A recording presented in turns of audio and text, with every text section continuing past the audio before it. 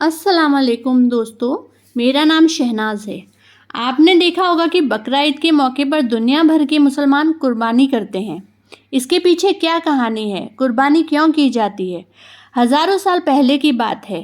इब्राहिम अलैहिस्सलाम जो अल्लाह के पैगंबर थे, आप सो रहे थे। आपने ख्वाब देखा कि जिसमें अल्लाह ने इब्राहिम अलैहिस्सलाम से ये फरमाया कि इब्राहिम, आपके नज़दीक सबसे प्यारी और महबूब चीज़ जो आपके सामने है, अल्लाह की राह में कुर्बान कर दीजिए।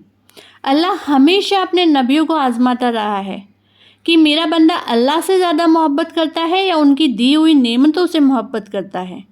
नबी या पैगंबर को जो भी ख्वाब आते थे वो सच्चे होते थे, वो अल्लाह का हुक्म होते थे।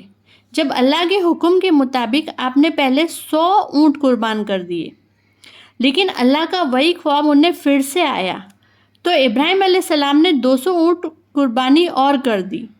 लेकिन अल्लाह का वही ख्वाब उन्हें दोबारा आया, यानी तीसरी बार आया तो इब्राहिम अलैहिस्सलाम सोच में पड़ गए कि आपके ख्याल में ये बात आई कि अल्लाह की दी हुई सबसे प्यारी नेमत तो आपका बेटा है इस्माइल। आपको एक लंबे अरसे बाद अल्लाह ने औलाद नसीब फरमाई थी, तो आपके बेटे इस्माइल थे। आप समझ चुके थे कि अल्लाह ने आपसे अपने बेटे की कुर्बानी मांगी थी। अल्लाह आपको आजमाना चाहते थे। आप अपने बेटे से बहुत मोहब्बत करते थे। ये चीज़ अल्लाह पाक आजमाना चाहते थे। ये उनका बहुत बड़ा इम्तिहान था। आपकी बीवी हाजरा को आपने हुक्म दिया कि इस्माइल को अच्छे से तैयार कर दो और खुशबू लगा दो, तो बीवी हाजरा ने वैसा ही किया। फिर आप अपने बेटे को लेकर एक पहाड़ की तरफ चल पड़े। इब्राहिम अलैहिस्सलाम ने अपने बेटे को सारी बात बताई। तब इस्माइल अलैहिस्सलाम ने अपने वालिद से फरमाया कि अब्बा जान, अगर अल्लाह का हुक्म है तो मुझे मंजूर है।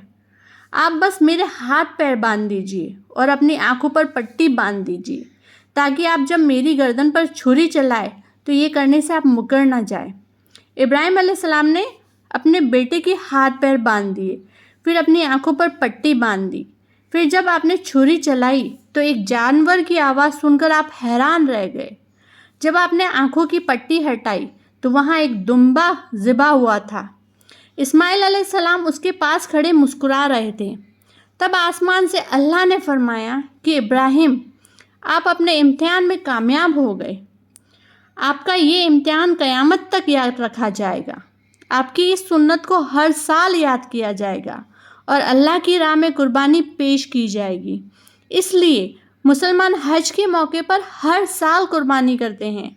लेकिन अल्लाह हमें ये भी सिखाना चाहता है कि दुनिया में जितने भी नेक इंसान हैं, अल्लाह आज भी उन्हें आजमाता है अपनी प्यारी चीज़ों से। वो प्यारी चीज़ कुछ भी हो सकती है, माल, दौलत, नेमत, हुस्न, ताकत या और भी कुछ जो एक इंसान के लिए बहुत अजीज़ होती है और वो उससे आजमाया जाता है।